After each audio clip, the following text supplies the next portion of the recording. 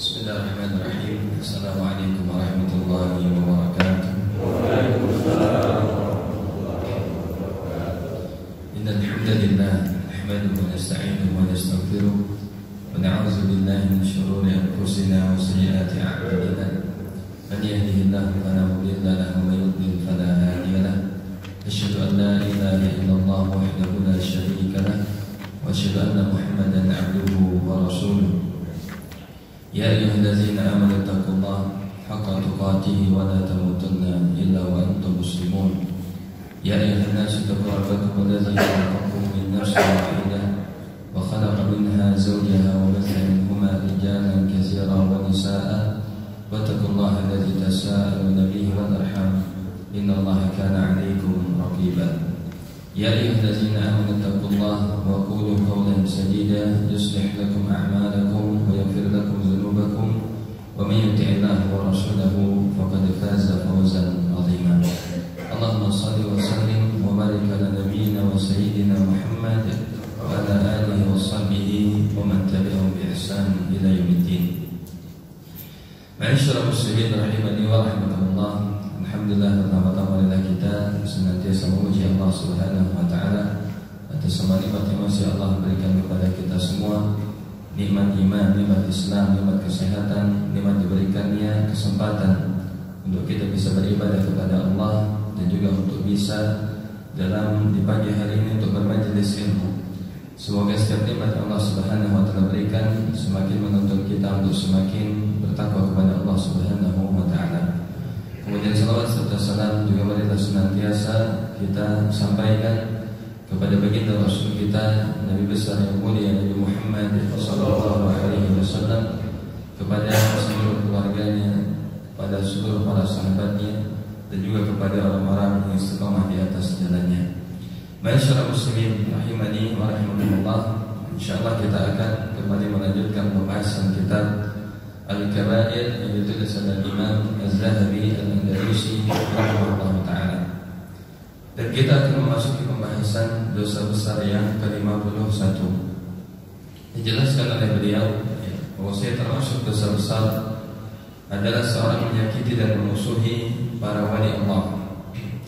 Sebagaimana beliau membawakan firman Allah Subhanahu wa ta'ala di dalam Al-Quran, Innal ladzina yu'zuna Allah wa rasulahu la'anahumullahu fid dunya wal akhirah wa a'adda lahum 'adzaban muhina wal ladzina yu'zuna al-mu'minina wal mu'minat bighairi ma iktasabu faqad ihtamalu buhtanan wa isman mubina. Kata Allah Subhanahu wa ta'ala, sesungguhnya orang-orang yang mereka menyakiti Allah dan Rasulnya, maka Allah akan melaknat mereka di dunia dan juga di akhirat. Dan Allah akan menyiapkan bagi mereka azab yang menghinakan. Dan begitu juga orang-orang yang menyakiti orang-orang beriman, baik laki-laki maupun perempuan, dengan apa yang tidak mereka perbuat, maka sungguh mereka telah menanggung, yaitu beban dosa kedustaan dan juga dosa yang sangat jelas.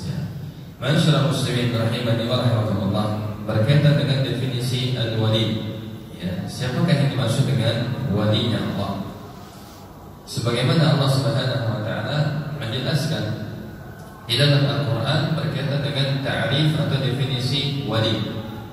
Siapa yang dimaksud dengan wali Allah? Maka Allah Subhanahu wa taala telah menjelaskan di dalam Al-Qur'an, "Ala inna awliya Allah la khaufun 'alaihim wa la hum yahzanun. Alladzina amanu wa kanu yattaqun." Jadi kalau kita ingin mengetahui suatu definisi, maka definisi terbaik itu adalah apa yang ada di dalam Al-Quran, yang Allah Subhanahu wa ta'ala sendiri yang telah menjelaskan tentang definisi tersebut. Allah mengatakan, ketahuilah bahwasanya wali-wali Allah itu adalah mereka yang la khaufun 'alaihim, yang mereka tidak ada rasa takut pada diri mereka dan mereka juga tidak bersedih hati. Kemudian Allah menyebutkan mereka adalah alladzina amanu wa kanu yattaqun, yaitu mereka orang-orang yang beriman dan mereka orang-orang yang bertakwa. Maka dari sini para ulama menjelaskan wali Allah adalah mereka setiap orang-orang beriman, setiap mereka yang mengikutinya dengan takwa, maka mereka adalah wali Allah. Dan ciri mereka adalah la khaufun 'alaihim, tidak pernah merasa takut pada diri mereka berkaitan dengan dunia, dan juga walahum yahzanun, mereka tidak akan merasa bersedih hati nanti ketika mereka berada di akhirat. Ya, ini adalah ciri dan kemudian definisi. Ada cirinya dan ada definisinya. Ya, jadi bukan wali Allah itu dikaitkan atau selalu dikaitkan dengan adanya karamah, ya, atau adanya ajaib, sesuatu yang aneh, sesuatu yang keluar dari kebiasaan. Ya, tidak demikian. Ya, kalaupun memang ada karamah, maka itu adalah kelebihan yang Allah berikan kepadanya. Ya, dan Allah memberikan sesuatu kepada siapa saja yang Dia kehendaki. Dzalika fadlullah yu'tihi man yasha. Ya, itu adalah karunia Allah yang Allah berikan kepada siapa yang Dia kehendaki. Kalau keajaiban, ya, atau sesuatu yang ajaib, ya, yang diberikan kepada Nabi disebut dengan mukjizat. Ya, sesuatu kelebihan diberikan kepada manusia disebut dengan karamah. Ya. Akan tetapi karamah dan mukjizat ini bukan sesuatu yang diusahakan, tetapi dia adalah benar-benar karena kehendak Allah Subhanahu wa taala. Sebagaimana nabi-nabi, ya, yang telah diberikan mukjizat, maka mereka tidak bisa melakukan pengulangan kecuali jika Allah menghendakinya. Ketika Nabi Musa alaihissalam melemparkan tongkat, ya, di hadapan para penyihir, kemudian tongkat itu menjadi ular yang besar, kemudian memakan ular-ular, ya, kecil yang merupakan tipu daya para penyihir, itu dilakukan atas kehendak Allah Subhanahu wa taala. Begitu juga Nabi Musa alaihissalam ketika dia menggunakan tongkatnya, ya, untuk membelah lautan, itu pun juga adalah perkara yang Allah berikan ketika itu saja. Artinya sesuatu kelebihan yang diberikan itu bukan karena usaha, ya, yang dilakukan dia sendiri, tetapi murni kehendak Allah Subhanahu wa taala dan sifatnya tidak bisa diusahakan. Begitu juga banyak riwayat-riwayat berkaitan dengan para sahabat Nabi misalnya. Ya, ada di antara mereka mendapatkan karamah. Ya, salah satunya Umar bin Khattab radhiyallahu taala anhu. Dia diberikan pernah suatu ketika diperlihatkan oleh Allah Subhanahu wa taala tentang posisi pasukan yang ada di negeri Syam ketika itu. Ya. Jadi beliau itu tahu bagaimana strategi perangnya orang-orang kafir yang ada di negeri Syam dengan ditampakkan di hadapan beliau seperti monitor gitu kan. Ya. Jadi posisinya di mana itu tahu. Ya. Dan itu sesuatu yang faji'ah, sesuatu yang insidentil, ya, bukan selalu digunakan. Tidak bisa diusahakan. Baik. Sehingga ya, tidak selalu dikaitkan kewilayahan atau kewalian itu dengan adanya karamah. Ya, bahkan setiap, ya, seseorang yang dia beriman, dia bertakwa dan membuktikan keimanan dan ketakwaannya dengan ibadah kepada Allah, maka cukuplah itu sebagai tanda kalau dia termasuk wali Allah. Hanya saja nanti bertingkat-tingkat sesuai dengan tingkat keimanan dan ketakwaannya kepada Allah Subhanahu wa taala. Bahkan Imam Syafi'i radhiyallahu taala, ya, pernah mengatakan, "Idza ra'aitumur rajula," kalau kamu melihat ada seseorang, ya, yamshi 'alal ma', berjalan di atas air, ya, wa yatiru fil hawa, dan dia bisa terbang, ya, di atas, ya, maksudnya di langit gitu ya. Maka kata beliau, "La tartaru," jangan kalian sampai tertipu. Sampai apa? Ada standarnya. Beliau mengatakan hatta ta'ridu 'ala al-kitab was sunnah. Sampai kamu bandingkan dulu amaliyahnya, perbuatannya, ya, itu cocok atau tidak dengan ajaran Al-Qur'an dan sunnah. Ya. Kalau memang dia orang yang istiqamah, dia orang yang taat, suatu ketika dia diberikan kelebihan, ya, suatu keajaiban, maka bisa jadi itu adalah karamah. Ya, tetapi kalau dari amaliyahnya, bagaimana praktek ibadahnya tidak menunjukkan kesesuaian dengan Al-Quran dan Sunnah, maka ketahuilah kalau itu bukan, ya, dia bukan karamah, akan tetapi bisa jadi itu adalah, ya, sihir. Ya, makanya para ulama memberikan penjelasan perbedaan antara waliullah, ya, wali Allah dengan wali syaitan, ya, dengan walinya setan.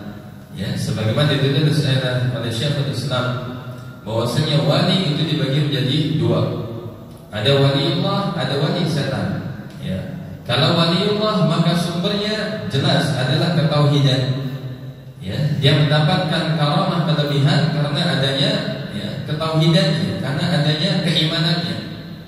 Dan sebaliknya wali setan itu didapatkan karamah tersebut atau keajaiban tersebut karena justru melawan nilai-nilai tauhid, kesyirikan. Ya, ada ritual-ritual tertentu, ada persembahan-persembahan tertentu. Ya, ini dari sisi sumbernya. Kemudian yang kedua dari sisi tujuannya. Ya, Allah memberikan karamah adalah untuk menegakkan kebenaran, menegakkan hujjah.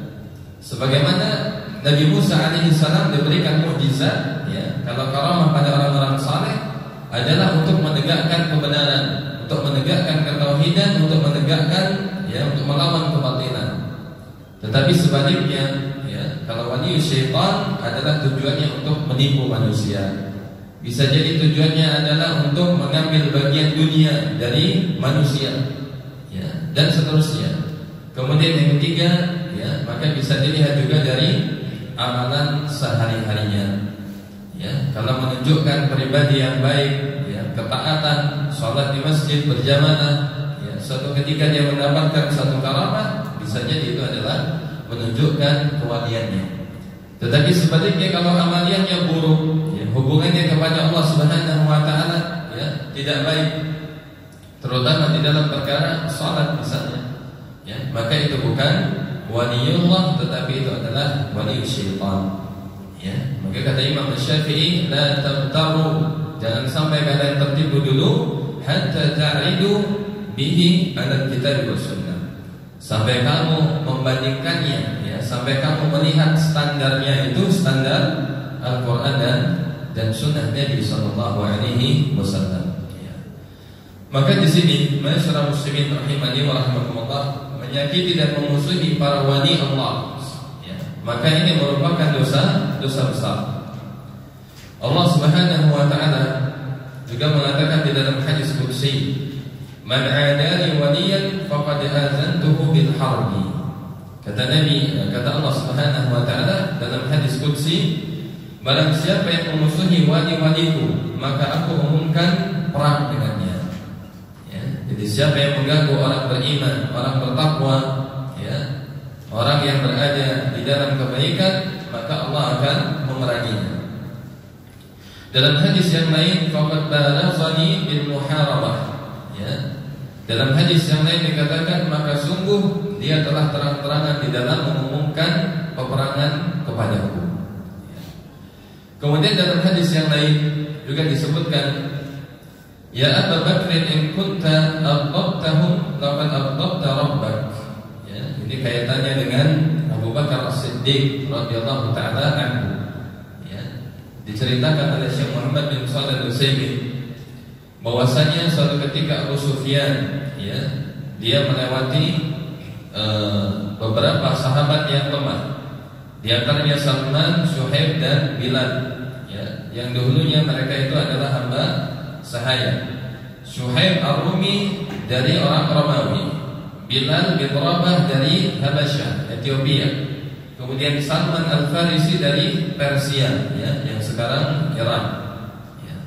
Maka kemudian Abu Sufyan melewati mereka dan tiba-tiba mereka berkata kepadanya, pedang-pedang Allah belum mengambil haknya dari musuh-musuhnya. Maksudnya jiwa mereka belum merasa tenang atas perbuatan yang telah dilakukan oleh tuan mereka dari orang-orang Quraisy.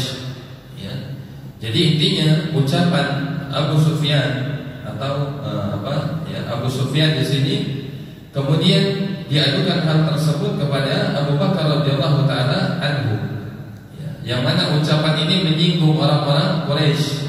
Apakah orang-orang lemah ini ingin membalas dendam atas orang-orang besarnya Quraisy? Maka seolah-olah ini sebagai cemoohan. Apakah kamu orang-orang lemah ingin membalasnya, sedangkan kamu adalah orang-orang yang baru masuk Islam, bukan dari kalangan muhajirin, dan juga orang yang bukan Arab. Kata Bilal ini dari Ethiopia, dari Afrika. Kemudian Syuhaib ini dari Romawi, dari Eropa. Kemudian Salman itu dari Persia. Ya. Maka kemudian pesan ini itu diadukan kepada Abu Bakar As-Siddiq radhiyallahu taala anhu kepada Nabi sallallahu alaihi wasallam. Ya.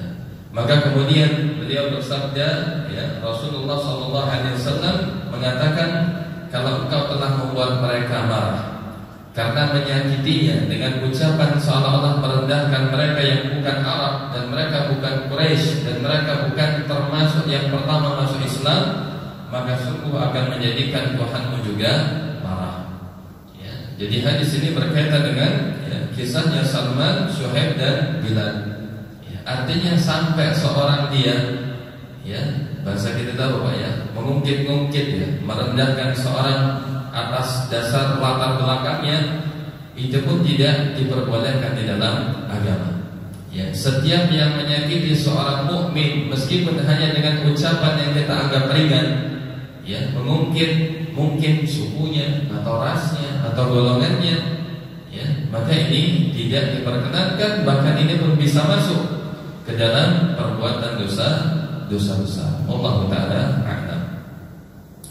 Masyaallah muslimin rahimani wa rahimakumullah, ya, sebagaimana Allah Subhanahu wa taala berfirman di dalam Al-Qur'an bahwasanya orang yang paling mulia di sisi Allah adalah yang paling takwa.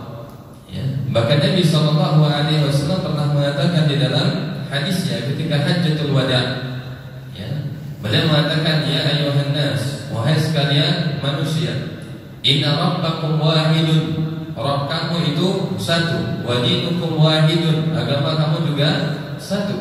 La fadla baina Arabin wa la a'jamin, tidak ada keutamaan antara orang Arab maupun yang bukan Arab kecuali pada ketakwaannya.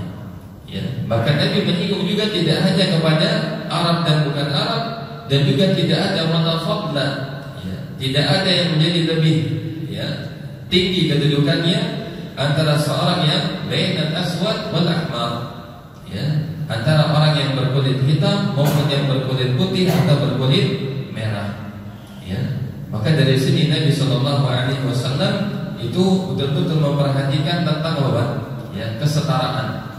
Ya, jadi di hadapan Allah Subhanahu wa taala kita semua itu sama, di hadapan manusia semua itu sama. Ya, akan tetapi yang membedakannya adalah dari sisi ketakwaan nanti di hadapan Allah Subhanahu wa taala. Masyaallah muslimin rahimani wa rahimakumullah, ya. Maka hal ini bisa kita lihat, ya, bahwasanya Nabi di dalam prakteknya pun demikian. Beliau tidak membeda-bedakan berdasarkan suku, ya, begitu juga ras. Ya. Karena tiga orang ini dari orang yang berbeda-beda, dari Afrika, ya, kemudian dari Eropa berkulit putih, kemudian juga dari, ya, Iran, ya, dari Persia, yang semuanya mewakili, ya, mungkin kalau kita lihat, ya, kebangsaan yang ada di dunia. Ya. Maka Nabi tidak membeda-bedakan. Tetapi Allah Subhanahu wa taala berfirman, dan beliau ketika di Hajjatul Wada' beliau membawakan firman Allah Subhanahu wa taala, ya ayyuhan nasu inna khalaqnakum min dzakarin wa unsa, wahai sekalian manusia, sesungguhnya Allah telah menciptakan kalian semuanya dari laki-laki dan perempuan. Artinya penciptaannya sama, Pak. Ya, tidak ada yang diciptakan langsung atau dengan selain adanya dua faktor ini. Ya, makanya orang-orang yang sekarang pernikahan sesama jenis, ya, itu bagaimana? Maka penciptaan itu dari laki-laki dan dari perempuan. Artinya apa? Menunjukkan semua kita sama, ya, penciptaannya sama dengan sebab yang sama. Bahkan Allah juga menjelaskan di dalam Al-Quran, ya, Allah mengatakan mimma indafiq, ya, yaitu dari air yang keluar dengan sangat keras. Ya, Allah juga menyebutkan di dalam Al-Quran, ya, mimma immahin, dari air yang hina. Ya, hina itu maksudnya dari sisi, ya, zatnya orang itu tidak suka, ya kan? Kalau misalnya seorang dia, ya, misalnya, ya, dia mengeluarkan hal tersebut pasti ingin membersihkannya, ya, yang dia sesuatu yang dianggap tidak baik, ya, atau dia sesuatu yang jijik. Ya, padahal kita semua diciptakan dari, ya, zat yang sama, dari bahan yang sama. Ya. Kemudian Allah Subhanahu wa taala mengatakan wa ja'alnakum syu'uban wa qabaila lita'arafu. Dan Allah menjadikan kalian berbangsa-bangsa dan bersuku-suku agar kalian saling mengenal. Kemudian ditekankan lagi inna akramakum indallahi atqakum. Ya, sesungguhnya yang paling mulia di sisi Allah Subhanahu wa taala di antara kalian adalah yang paling bertakwa. Ya, maka oleh karena itulah karena kesamaan ini tidak boleh ada satu orang dengan yang lain merasa lebih sehingga dia menyakiti yang dianggapnya lemah. Ya. Nabi SAW juga mengatakan di dalam hadisnya, memerintahkan kepada kita untuk semuanya itu tawadhu, ya, agar tidak ada seorang yang merasa lebih tinggi sehingga dia akan menyakiti yang lainnya. Ya. Kata Nabi SAW, Inna Allah awha ilayya an tawadhu. Sesungguhnya Allah mewahyukan kepadaku agar kalian semuanya itu punya sikap rendah hati, ya. Supaya apa? Karena semua orang dia duduk sama, duduk sama rendah, berdiri sama tinggi. Itu yang dimaksud, ya. Hatta la yadhkar ahadun ala ahad, sehingga tidak ada orang itu yang merasa lebih tinggi dari yang lain, wa la yabghi ahadun ala ahad, dan sehingganya tidak ada seorang karena dia merasa lebih hebat kemudian berbuat zalim kepada yang dianggapnya lebih lemah. Ya, kalau dia punya prinsip ini, ya, tawadhu, duduk sama rendah, berdiri sama tinggi, maka dia akan mengamalkan ajaran-ajaran Islam yang sangat luar biasa, yaitu kerendahan hati. Ya, maka adanya perbuatan menyakiti ini dikarenakan adanya perasaan merasa lebih tinggi yang nanti mengarah kepada kesombongan. Ya. Maka menyakiti dan memusuhi para wali Allah, khususnya orang-orang beriman. Kalau orang biasa saja tidak boleh disakiti, bahkan hewan saja tidak boleh disakiti, Pak. Ya. Kalau kita membahas hadis-hadis Nabi atau riwayat-riwayat, ya, tentang bagaimana rahmatnya agama ini terhadap makhluk hidup, baik berkaitan dengan hewan, berkaitan dengan alam secara umum, apalagi kepada sesama manusia, maka Islam itu sudah lebih dahulu mengajarkannya. Bagaimana Islam mengajarkan untuk memperhatikan hak hewan itu sudah ada banyak hadis-hadisnya. Ya, begitu juga di dalam menjaga alam semesta, ya, menjaga lingkungan, ya, menjaga kelestarian alam, itu telah dijelaskan di dalam syariat, bahkan di dalam Al-Quran. Wala tusidu fil ardi ba'da islahiha. Ya, janganlah kamu rusak, ya, di muka bumi apa yang Allah telah jadikan baik bagimu. Ya, jangan dirusak. Begitu juga berkaitan dengan makhluk-makhluk bernyawa, ya, dari hewan, dari makhluk hidup. Bahkan ada seorang wanita dimasukkan ke dalam neraka karena berbuat zalim kepada hewan kucing peliharaannya. Apalagi kepada hak asasi manusia, maka Islam itu yang paling terdepan, Pak. Ya, kalau hak alam saja, ya, benda-benda jamadan, benda mati saja dijaga, hewan saja dijaga, apalagi haknya manusia. Ya, bahkan Nabi SAW pernah mengatakan laqad rajulin muslim ahwan la zawadud dunya ahwan wa indallah min qatli rajulin muslimin. Kata Nabi SAW, hancurnya dunia dan semua yang ada di dalamnya itu lebih ringan di sisi Allah dibandingkan tertumpahnya darah seorang muslim. Ya, jadi secara umum tidak boleh. Bahkan berbuat zalim kepada orang kafir saja tidak boleh. Diancam tidak bisa masuk surga. Ya, kata Nabi SAW, man qatala mu'ahadan lam yarih raihatal jannah. Siapa yang dia membunuh seorang kafir yang dia memiliki perjanjian, dia tidak bisa mencium baunya surga. Ya. Kata Nabi SAW, berbuat kezaliman, maka orang yang berdoa untuk keburukan atas, ya, kezalimannya diijabah meskipun dia seorang kafir. Ya. Kata Nabi, wattaqi da'watal mazlum. Ya. Pesan Nabi kepada Mu'adz bin Jabal ketika berdakwah ke negeri Yaman, ya, dia mengajarkan jauhilah, tinggalkanlah oleh kalian perbuatan kezaliman. Hati-hati dengan doa orang yang terzalimi. Kenapa? Fa innahu laysa bainahu wa bainallahi hijab. Karena tidak ada yang bisa menghalangi doanya untuk terkabul di sisi Allah, ya, antara dirinya dan ya Allah Subhanahu wa taala langsung, Pak. Ya, karena dia dizalimi, ya, meskipun dia seorang kafir, tetapi dia punya hak, ya. Jadi hak asasi manusia itu benar-benar diperhatikan di dalam Islam. Lalu bagaimana dengan hak, ya, orang-orang yang beriman?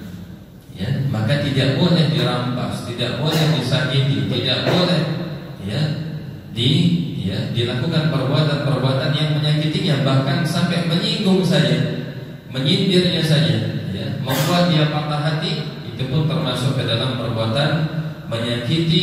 Dan bahkan, ya, beliau Al-Imam Az-Zahabi mengatakan itu pun termasuk ke dalam dosa besar.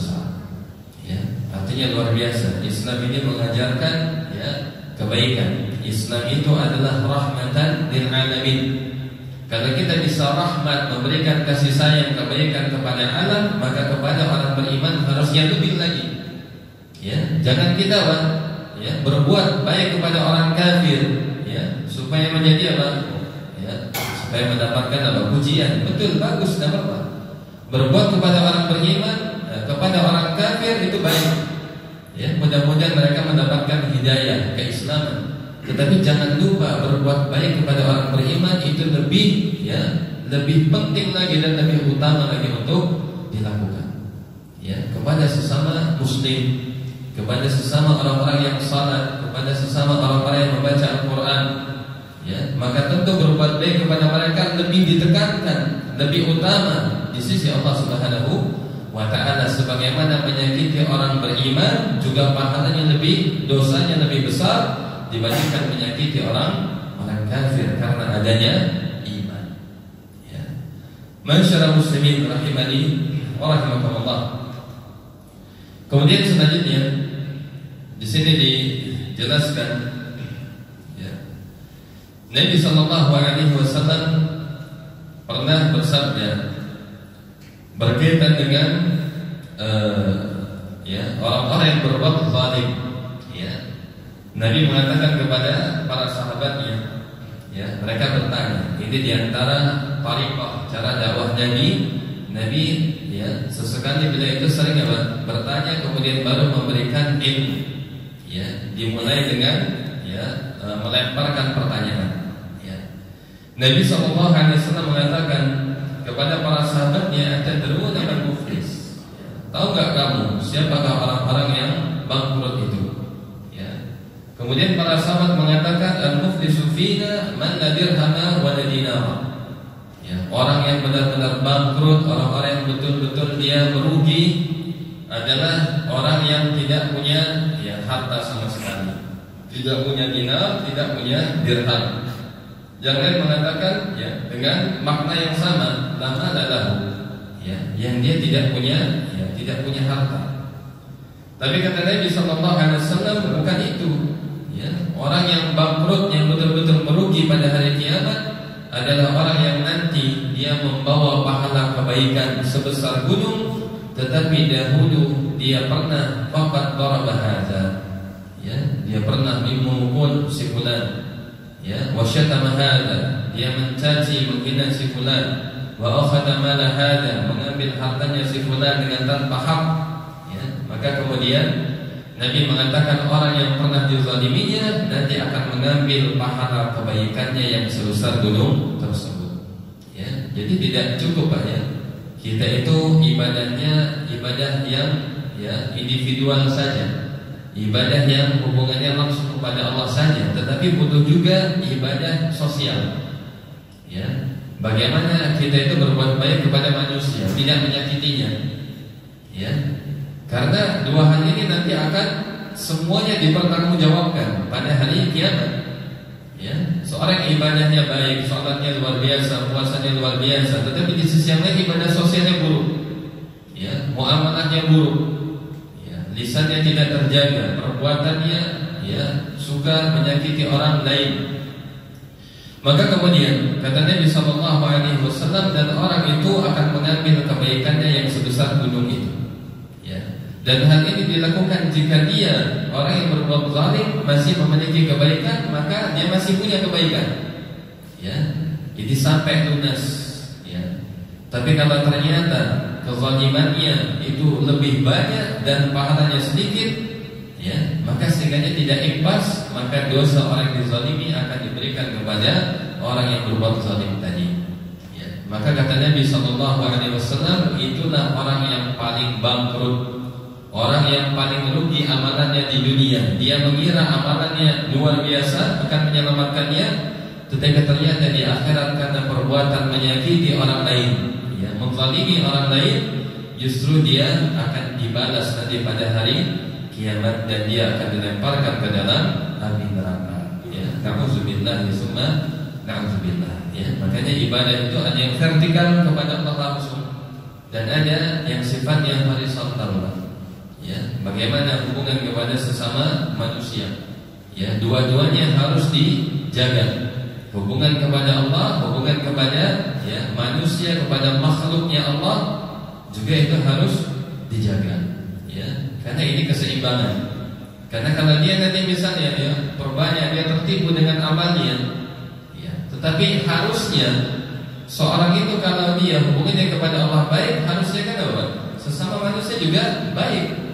Karena ajaran agama itu mengajarkan berbuat baik kepada sesama manusia, kepada alam, ya, kepada makhluk hidup, termasuk kepada ya, yang benda-benda mati tadi, alam sekitar. Ya. Maka kalau ini, ya, kalau hubungan X dan ya, kalau kita bikin apa X dan Y, ya, kalau dia ada pada garis yang X dan Y yang positif, maka itulah takwa yang sebenarnya. Ya. Tapi kalau dia hubungannya kepada Allah baik, tetapi kepada ya yang horizontal yang buruk, ya maka ini minus mesti. Ya, begitu juga apabila tidak ada kedua-duanya. Ya, makanya Islam itu betul-betul memperhatikan keseimbangan. Ya, hubungan baik kepada Allah secara langsung dengan ibadah-ibadah yang mahwa, dan juga bagaimana hubungan yang baik kepada semua makhluk. Ya, makhluk yang hidup, manusia, hewan, tumbuhan, dan juga makhluk yang mati, yaitu bumi ini sendiri. Ya.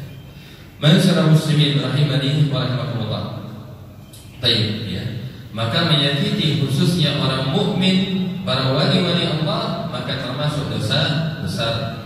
Sebagaimana menyakiti orang kafir juga termasuk perbuatan dosa, begitu juga menyakiti makhluk hidup termasuk perbuatan dosa, begitu juga menyakiti alam dengan merusaknya, itu pun termasuk perbuatan dosa. Ya. Masyarakat muslimin rahimani wa rahimakumullah. Sebelum kita lanjut, apakah mungkin ada pertanyaan? Kalau tidak ada, kita lanjut kepada pembahasan berikutnya, Pak. Masih ada setengah jam, Pak? Insyaallah ya. Baik, selanjutnya berkaitan dengan al-kabair, ya, dosa besar yang ke-52. Kata Imam Az-Zahabi rahimahullah taala, ya, itu berkaitan dengan sesuatu yang kita lihat sepele, Pak. Ya, yang mungkin sebagian kita menganggap itu sepele sekali, tetapi ini menjadi pembahasan para ulama. Ya, dari semenjak zaman dahulu, ya, sampai dengan Imam Zahabi, bahkan sampai dengan saat ini, ya, yaitu melakukan isbal, memanjangkan pakaian melebihi mata kaki karena adanya sifat kesombongan. Ya, pembahasan berkaitan dengan isbal. Yang pertama, kenapa? Ya, kok pembahasan ini menjadi pembahasan yang dibahas oleh para ulama, ya, terutama ulama fikih.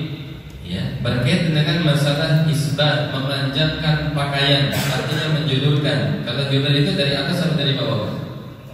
Dari atas, ya. Jadi setiap pakaian yang dikenakan, yang dipakai, ya, yang dia akan menjulur melebihi mata kaki karena sombong, maka ini kata Imam Az-Zahabi, ya, ini termasuk perbuatan dosa besar. Ya, dan dia akan dibawakan riwayat-riwayatnya. Artinya kalau dari bawah ke atas itu bukan termasuk isbal, ya, pakai kaos kaki, pakai sepatu, pakai apa lagi, Pak? Ya, itu bukan isbal. Karena termasuk isbal menjulurkan dari atas ke bawah dari pakaian. Ya. Kenapa? Ya, di dalam Islam itu melarang, ya seorang berpakaian Islam. Ya, karena ternyata Pak, di dalam Islam pakaian itu menunjukkan identitas. Ya, tidak hanya pakaian itu fungsinya menutup bagian tubuh dari aurat, tidak hanya pakaian itu sebagai sebagai perhiasan, tetapi ternyata pakaian itu sebagai simbol identitas seseorang. Ya, kalau kita melihat kepada secara historis, ya, sejarah, ternyata para pembesar-pembesar, ya, dari bangsa-bangsa Persia, Romawi, ya, dan juga Kaisar, ya, Heraklius, pembesar-pembesar mereka itu sifat dari pakaiannya menunjukkan, ya, kehebatan, keangkuhan.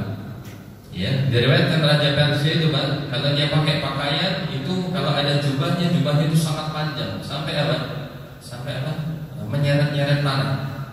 Ya. Sedangkan Nabi Shallallahu Alaihi Wasallam, ya, ini dari umat Islam. Jadi secara umum, ya, jadi para raja-raja, bangsawan-bangsawan, orang yang dia punya kedudukan lebih tinggi dari orang di bawahnya, mereka menunjukkan dengan apa? Pakaiannya. Ya, pakaian mereka pakaian yang menunjukkan kehebatan, menunjukkan adanya, ya, otoritas, ya, identitas. Ya. Sedangkan orang-orang yang di bawahnya tidak boleh menjulurkan pakaian, ya, sebagaimana mereka.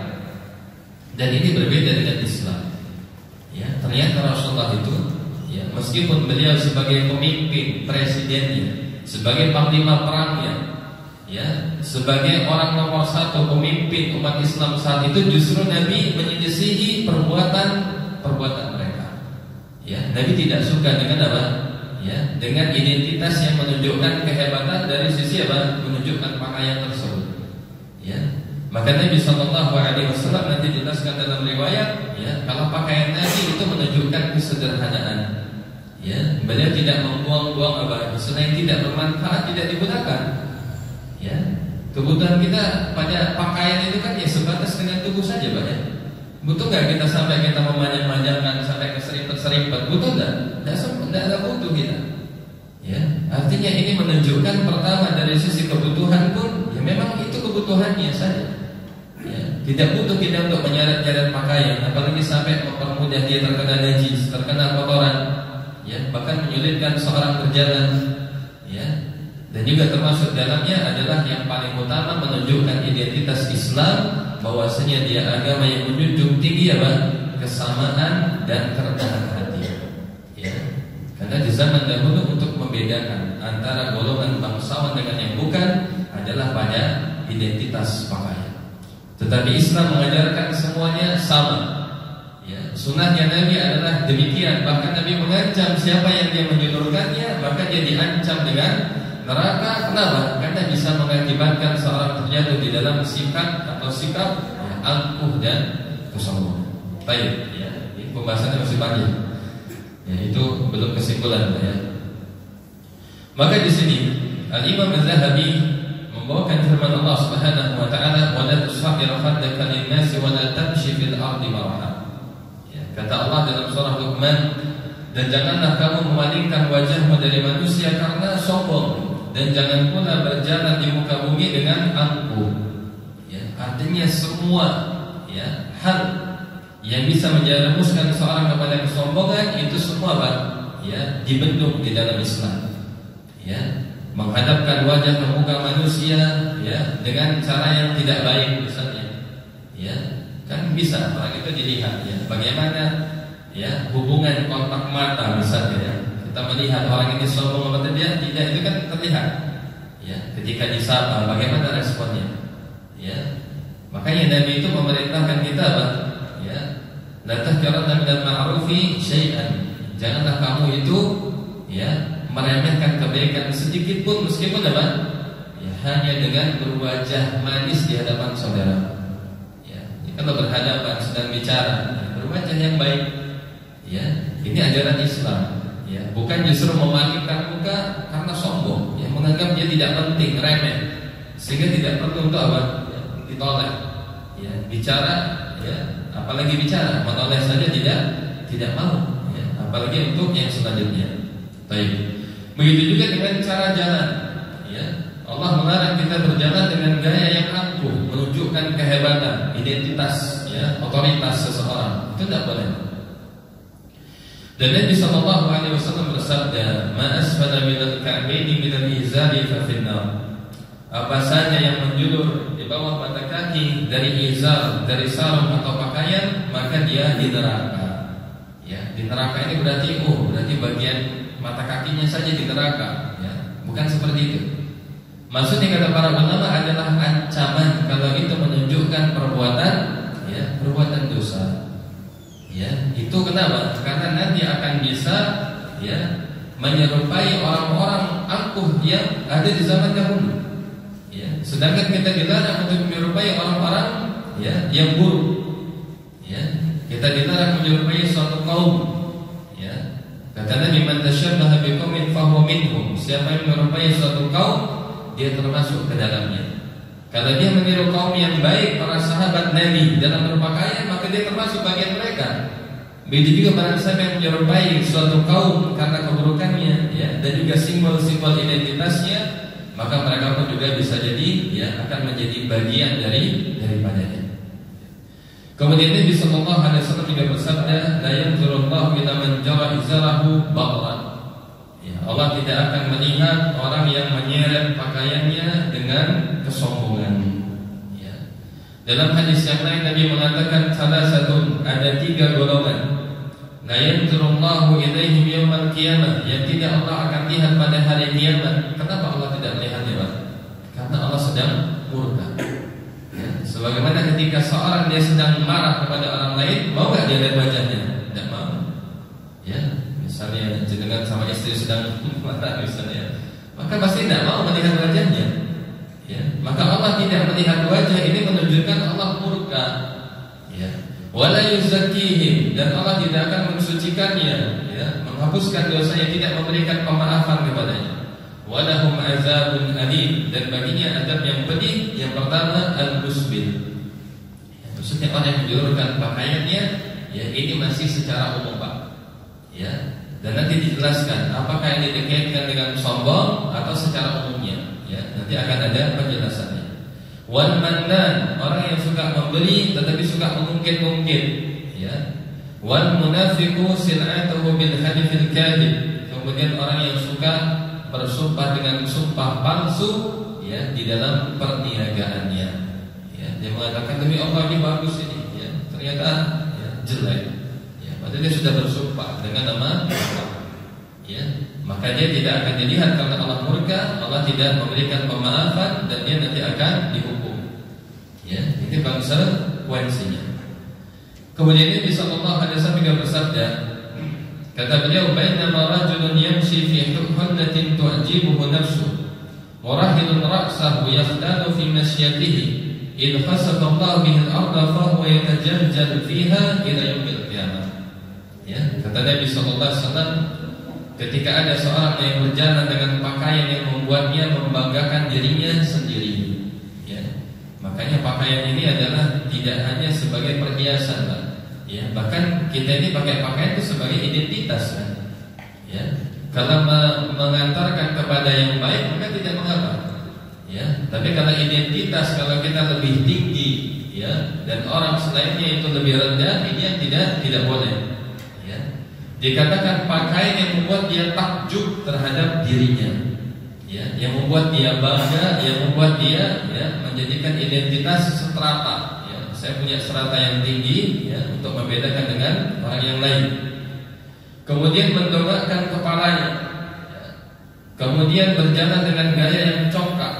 Kemudian tiba-tiba bumi berguncang, maka dia pun terbenam ke dalamnya sampai hari kiamat tiba. Ya, artinya jenazahnya, ya, dia tidak dikuburkan, dia tenggelam di dalam, ya, di dalam bumi. Ya, ini diantara gambaran hukuman bagaimana seorang yang dia congkak, ya, dan itu dilihat dari apa? Identitas, baik dari pakaiannya, baik dari sikap berjalannya, baik dengan cara bicaranya, baik dengan bagaimana, ya, ya, perilakunya. Maka semua hal yang bisa mengantarkan kepada kesombongan, ya, maka ini semuanya dilarang di dalam agama. Semua wasilah yang mengantarkan kepada kesombongan, ya, kepada ketakjuban diri, itu semua diputus di dalam Islam. Ya, untuk menunjukkan juga Islam ini agama yang memperhatikan kesetaraan. Ya, Islam ini tidak membeda-bedakan sebagaimana agama lainnya, ada kasta. Ya, sebagaimana agama tertentu dia punya 4 kasta, ya, punya klasifikasi. Ya, tapi di dalam Islam tidak ada. Semua manusia itu sama. Yang membedakan hanya ya, bagaimana amalnya, ketakwaannya di hadapan Allah. Kemudian Nabi sallallahu alaihi wasallam juga bersabda, "Al-isbal fil izari wal qamis wal imamah." Ya, isbal itu ya, yang dimaksud isbal yang menjulurkan pakaian itu adalah baik di dalam izar sarung, wal qamis ya adalah gamis, wal imamah termasuk juga imamah. Apa imamah itu? Sorban. Ya, kalau orang pakai sorban sampai panjang-panjang sampai apa? Sampai menyeret-nyeret, ini pun masuk. Karena ini masuk bagian daripada pakaian yang dipakai oleh manusia, ya, untuk dia berhias, untuk dia menutup auratnya, ya, maka tidak boleh sampai menjulur ke bawah yang memang itu secara asal pun tidak dibutuhkan. Ya, apa tujuannya? Kita menggunakan sesuatu yang berlebihan, ya, apa gunanya? Apa manfaatnya? Ya, maka Islam pun juga mengajarkan, ya, hal-hal sampai sedetail itu. Ya, dari sisi kebutuhan tidak butuh. Ya, dari sisi yang lain, dari sikap menunjukkan juga ketawaduan, ya, adalah dengan tidak menyerupai orang-orang sombong. Ya, sebagaimana orang-orang selain Islam. Kemudian Nabi sallallahu alaihi wasallam mengatakan, "Wa man jarra minha syai'an khuyala."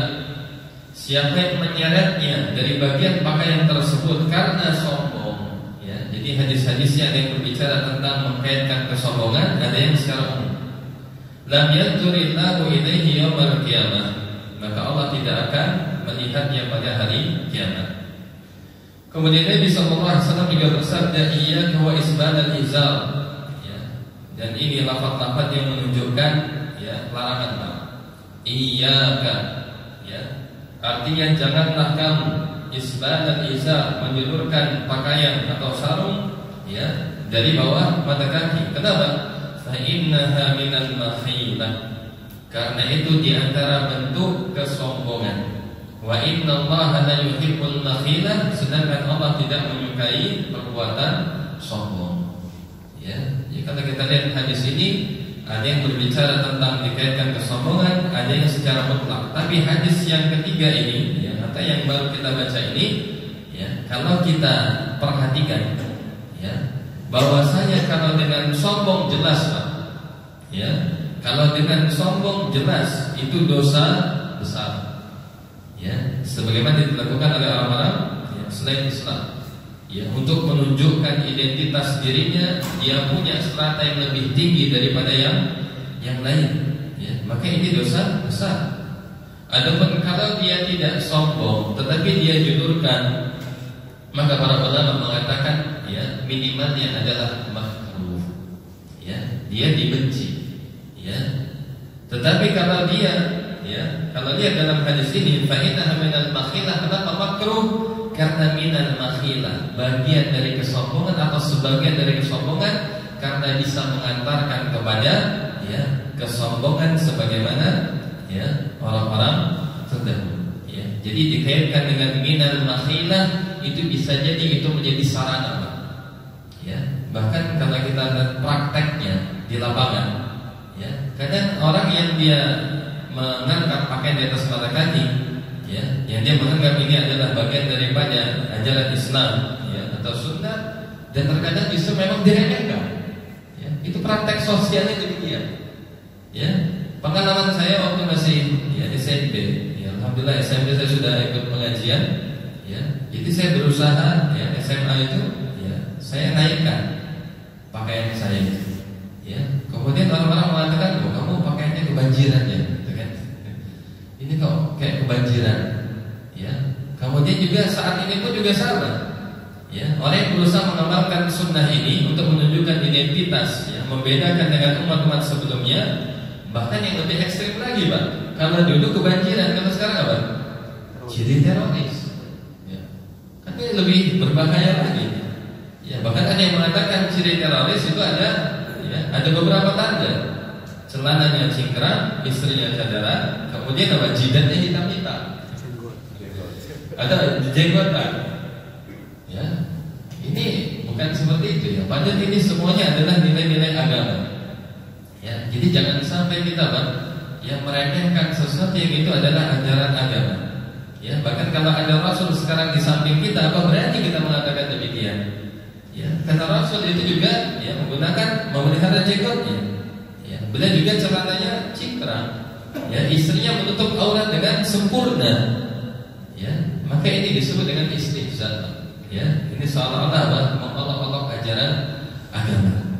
Ya, maka tidak boleh hal-hal seperti ini, tidak boleh. Ya, mungkin maksudnya hanya bercanda, tidak boleh bercanda. Ya, terhadap ajaran Islam yang suci. Bahkan kalau kita jalani ajaran Islam ini semuanya kebaikan, kemaslahatan.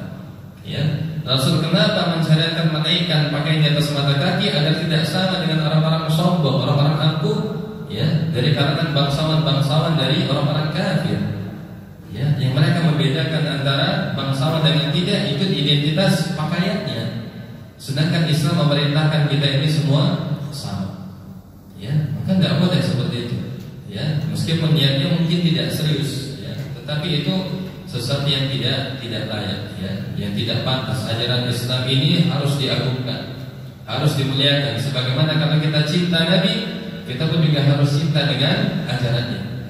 Ya, jangan kita mengaku cinta Nabi, tetapi ajarannya banyak yang kita tinggalkan. Ya, ini bukan cinta namanya, ini cinta palsu. Ya, maka sehingganya dikatakan dalam sebuah syair, ya, jika seandainya lawana hubbuka, ya, jika seandainya cintamu itu shadiqun benar, la ta'tahu, pasti kamu akan mentaati apa yang dia perintahkan. Ya, fa innal muhibba lil muhib muti'un, karena orang yang cinta kepada yang dicintai pasti dia akan taat. Ya, kalau orang ngaku-ngaku cinta tetapi tidak ada bentuk, ya, aplikasinya apa, buktinya apa? Kita ini cinta itu harus butuh bukti, Pak. Ya, bukan hanya gombalan. Ya, ya kamu adalah yang begini dan begitu. Tetapi Pak, buktinya ada pernah dia, Pak. Ya, diaplikasikan. Ya, maka ini cinta palsu namanya. Karena tidak ada buktinya. Ya, maka begitu juga dengan ajaran Nabi Muhammad. Ya, semua ajaran kebaikannya maka perlu kita, Pak, ya, kita amalkan, kita usahakan sebagai bukti cinta kita kepada beliau.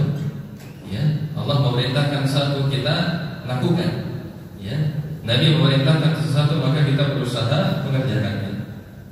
Baik, masyarakat muslimin rahimani wa rahmatullah. Ya. Kemudian ada sebuah riwayat, bainama rajulun yusalli musbilan. Ya, ini berkaitan dengan salat, Pak. Dan ini sebagian, ya, mazhab ada yang mereka mengkaitkan juga keabsahan salat itu dengan, ya, bagaimana berpakaian. Ya. Ini diriwayatkan ketika ada seorang yang sedang salat dan kain sarungnya melebihi mata kaki, maka Nabi SAW berkata kepadanya, pergi dan berwudulah kembali. Ya. Maka orang itu pun pergi dan berwudu kembali, kemudian datang kembali. Tetapi Rasulullah tetap berkata kepadanya, pergi, ya, dan wudulah kembali. Ya. Kemudian ketika itu ada seorang yang bertanya, ya Rasulullah, mengapa Anda menyuruhnya agar dia berwudu terus, tetapi Anda, ya, diam saja, tidak menjelaskan masalahnya itu di mana? Ya, jadi terkadang Nabi itu ingin apa, Pak? Mengetes dulu, kau ini sadar apa tidak ada kesalahan? Ya, karena Nabi itu pernah kan juga, ya, ketika ada yang salat terburu-buru, seperti ayam mematuk-matuk makanan. Coba kalau jenengan perhatikan, ayam kalau matuk makanan itu apakah lambat-lambat, Pak?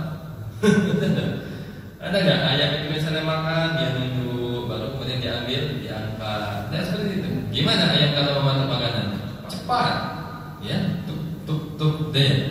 Ya. Maka pernah ada seorang yang dia sholat di dalam masjid dan ketika itu ada Rasulullah. Ya, orang ini sholat, ya, seperti mematuk-matuk, ya, ayam, ya, mematuk-matuk makanan. Kemudian Nabi katakan kepada dia setelah selesai sholat, dia mengucapkan salam kepada Rasulullah. Rasulullah tidak menjawabnya, tetapi Nabi langsung mengatakan apa? Ya, sholli fa innaka lam tusalli. Ya, salat lagi karena kamu tadi belum salat. Bingung dia, sudah dia ulangi lagi. Kemudian dia salam lagi, Nabi tidak menjawab, sholli fa innaka lam tusalli. Salat lagi, kamu belum salat.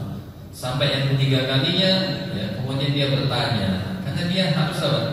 Terkadang orang itu kan, ya, harus apa? Introspeksi. Ya, kenapa ya kok saya disuruh Rasulullah itu kok sholat berulang-ulang? Apa ya yang salah dari saya? Ya, baru kemudian kalau dia tidak tahu dijelaskan, ya, kesalahannya. Ya, maka kemudian Nabi mengatakan kalau kamu sholat maka sholatlah dengan tenang.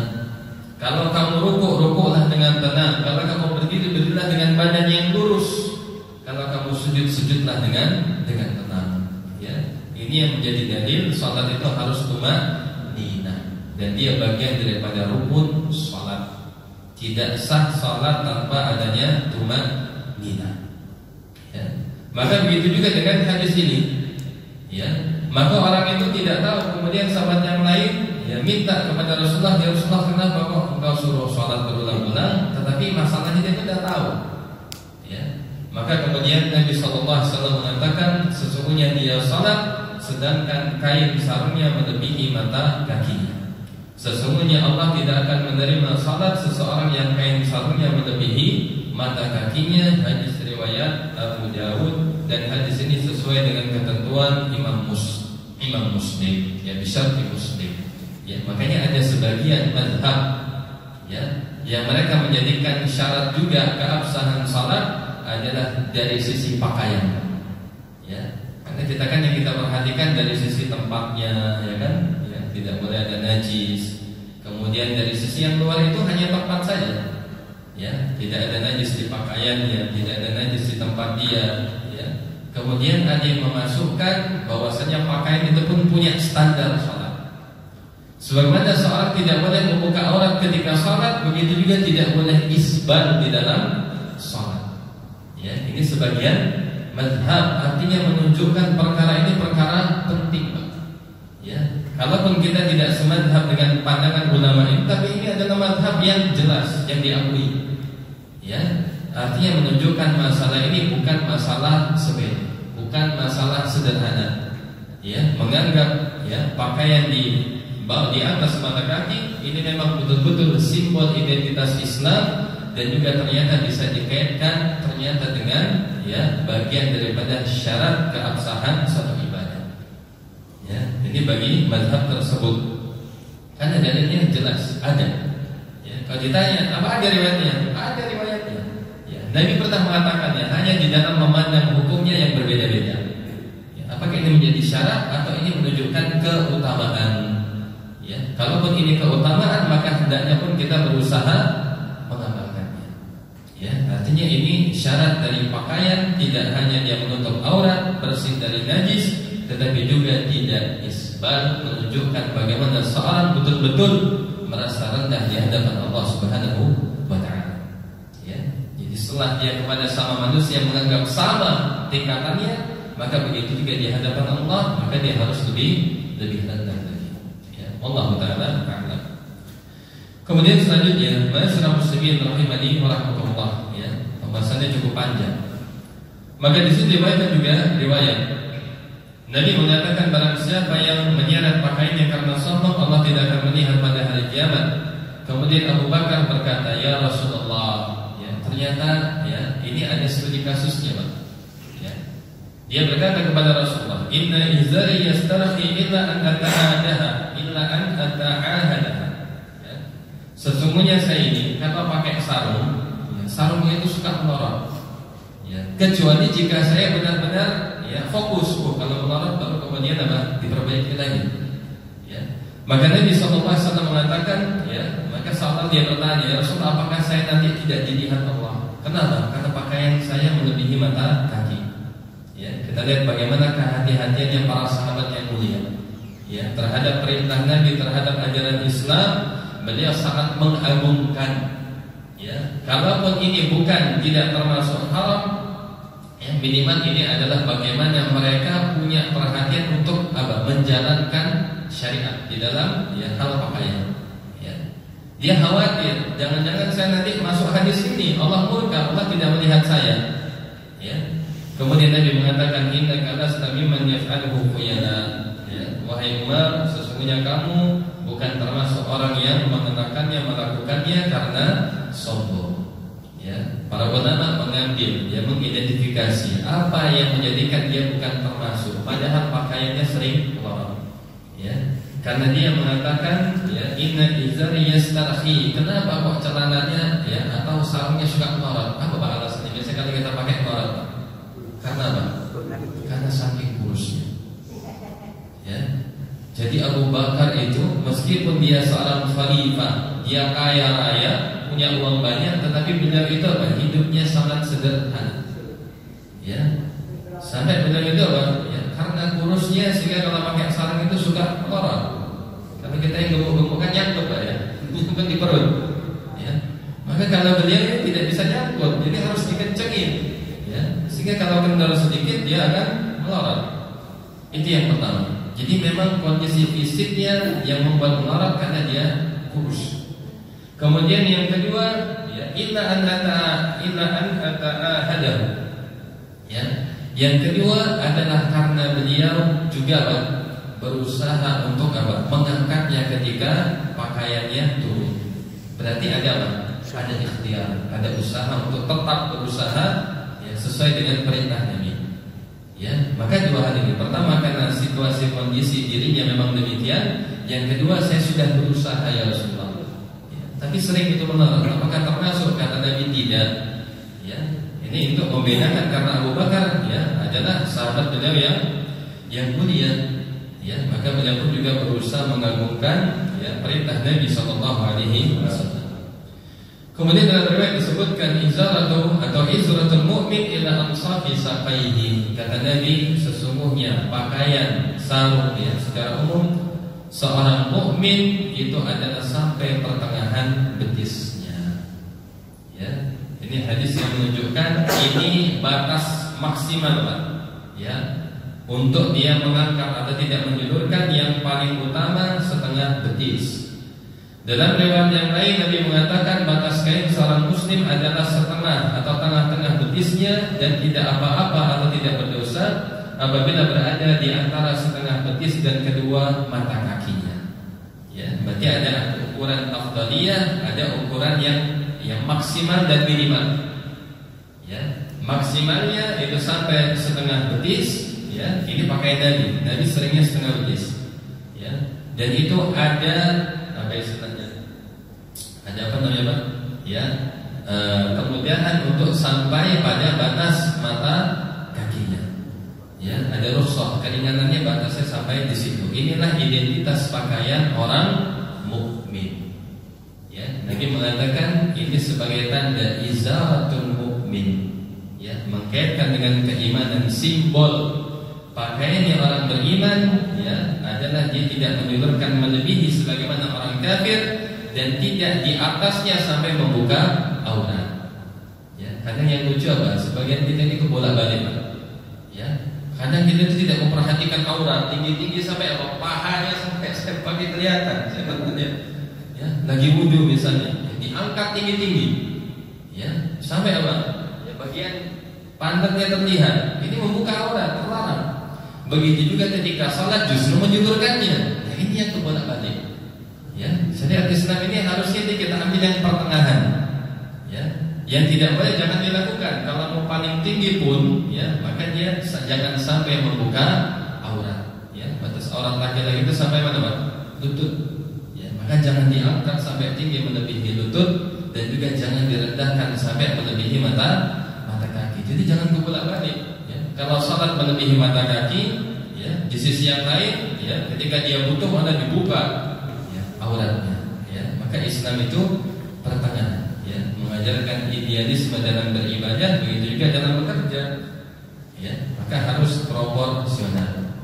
Ya, bahkan kalau ada nggak Pak, tentara sampai celananya nyeret-nyeret, itu nggak mungkin Pak, ya, apalagi pakai sepatu. Ya, jadi bisa tetap mengamalkan sunnah.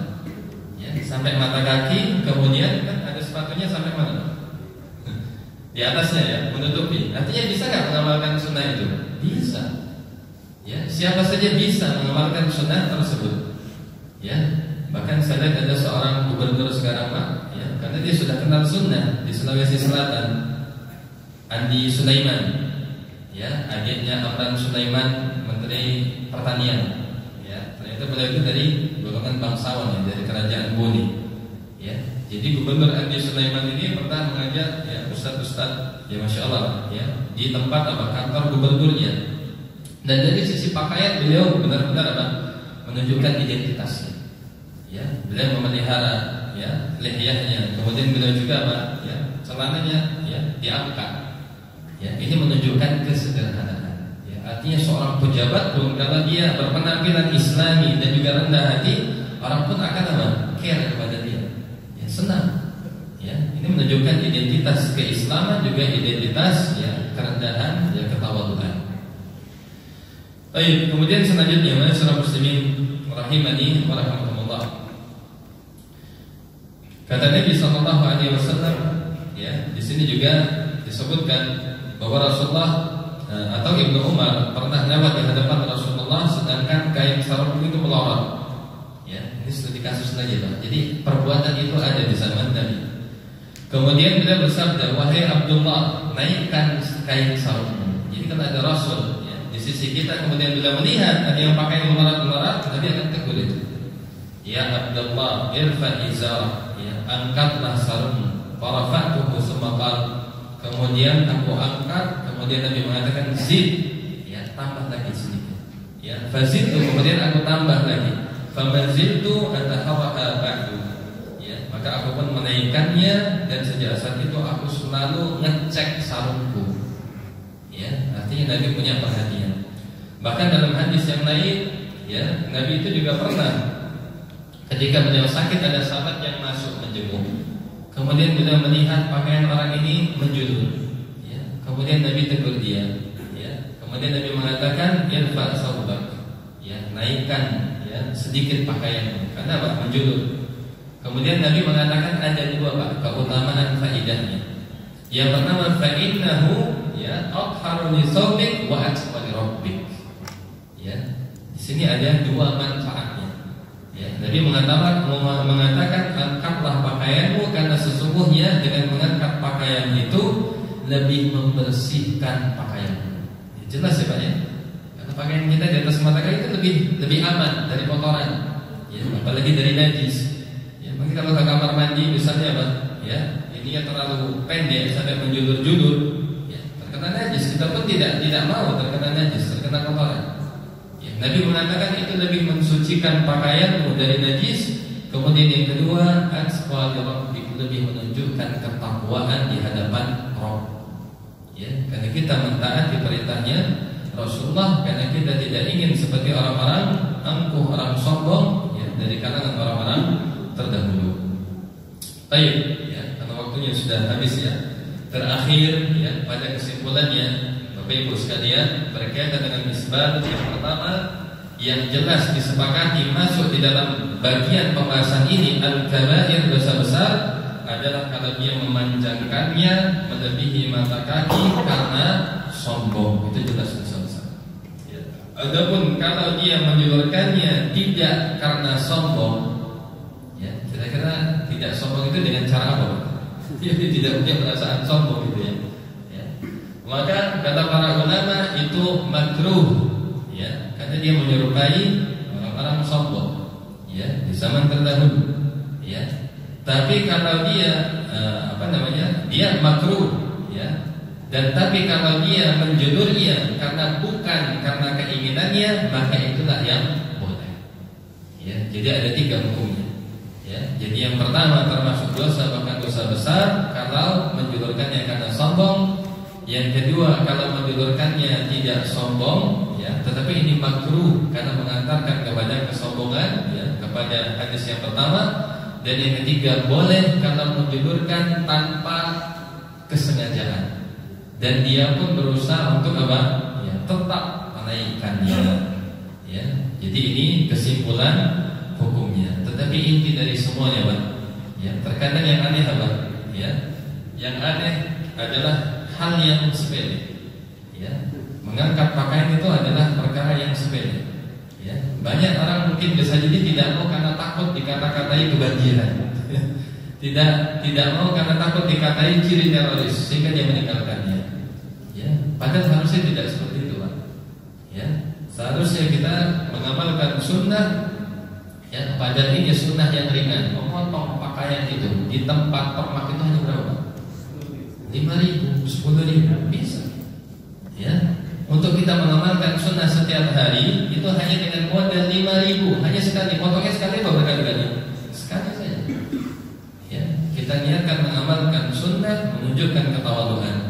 Ya, jangan kita khawatir, nanti saya diklaim ya ciri teroris misalnya, atau orang yang kebanjiran. Enggak, ya, itu justru bisa menyakiti perasaan Nabi. Ya, bagaimana sunnah Nabi kemudian dikaitkan dengan terorisme, ya, dengan ekstremisme? Tidak, justru ini adalah bentuk ketawaduan terhadap ajaran Rasulullah SAW. Ya, waktu itu saya pernah dengar ceramahnya Zakir Naik. Ya, dia ditanya, kalau kita lihat Zakir Naik kan menaikkan ya. Ya, dia seorang ya dulunya mungkin mu'alaf ya, Hindu kemudian masuk Islam, belajar Islam luar biasa. Ya, artinya dia dikritisi, kenapa kok ya meninggikan pakaian di atas mata kaki? Ya, beliau memberikan jawaban yang luar biasa, Pak. Ya, kalau hanya untuk mengangkat pakaian saja kita tidak mampu dalam menjalankan syariat ini, apalagi syariat yang lebih besar daripada itu. Ya, artinya sebagai bentuk komitmen identitas. Seorang dia ingin betul-betul berpegang kepada ajaran Nabi, mentaati ajaran Nabi, bahkan dalam perkara yang sepele pun dia buktikan. Ya, kalau tidak bisa menunjukkan dengan perkara yang kecil yang remeh, bagaimana mungkin bisa Pak ya membuktikan perkara yang lebih besar daripada itu. Ya, itu jawaban saya Pak. Saya kata ya, luar biasa. Ya, itu jadi ya luar biasa. Baik, mungkin ini yang bisa disampaikan. Kurang lebihnya mohon maaf. Kalau ada pertanyaan, tafadhal masykur. Apa Iqbal berlakunya kaum laki-laki? Iya. Kalau perempuan harus sudah tahu. Karena ada perempuan yang matanya pakai wajah banget tuh katanya. Apa ya? Ya. Kalau di tempat yang bersih tidak mengapa, ya. Tapi kalau di tempat yang dikhawatirkan, intinya ya terjaga tertutup ya orang, itu aja. Ya. Tapi kalau sampai berlebih-lebihan, itu apa kelebihannya? Justru menyulitkan perjalanan Pak ya, keserimpet nanti Pak. Terlalu panjang jalan kemudian keserimpet jatuh atau terbuka auratnya. Ya, jadi yang proporsional saja. Ya, jadi kalaupun panjang, apakah mungkin sampai menyeret-nyeret? Tidak, ya. Mungkin hanya apa? Ya, menutupi sampai bagian sepatunya. Biasanya begitu ya. Baik, ada lagi? Kalau tidak ada, ya, cukup sampai di sini. Mungkin terakhir juga Pak ya. Memang mengkaitkan antara ciri ya terorisme dengan pakaian itu sama sekali tidak bisa dibuktikan Pak. Ya, karena pemikiran ekstrim itu hanya bisa dilihat dari pemikirannya. Ya, bukan dari identitas luarnya. Ya, bahkan identitas luar yang itu sunnah Nabi, maka itu kita bisa salah di dalamnya. Ya, menggeneralisir ciri adalah seperti ini, itu menyakiti. Ya, tapi terorisme itu adalah dengan pemikiran. Ya, bagaimana dia mudah di dalam mengkafirkan, di dalam ya menumpahkan darah, perbuatan ekstrim itu baru. Ya, hanya saja qadarullah ternyata orang ekstrim juga seperti ini. Itu juga kadang masalah juga. Padahal banyak juga orang ekstrim juga yang tidak mengamalkan ini. Ya, banyak juga. Ya, artinya ya jangan karena apa? Ya, ada sesuatu tendensi tertentu kemudian menjadikan orang-orang yang mengamalkan sunnah sebagai ciri yang negatif, itu tidak boleh. Ya, Allah Taala alam. Kita tutup dengan doa kafaratul majlis. Subhanallah wa bihamdika, asyhadu an la ilaha illa anta, astaghfiruka wa atubu ilaik. Assalamualaikum warahmatullahi wabarakatuh.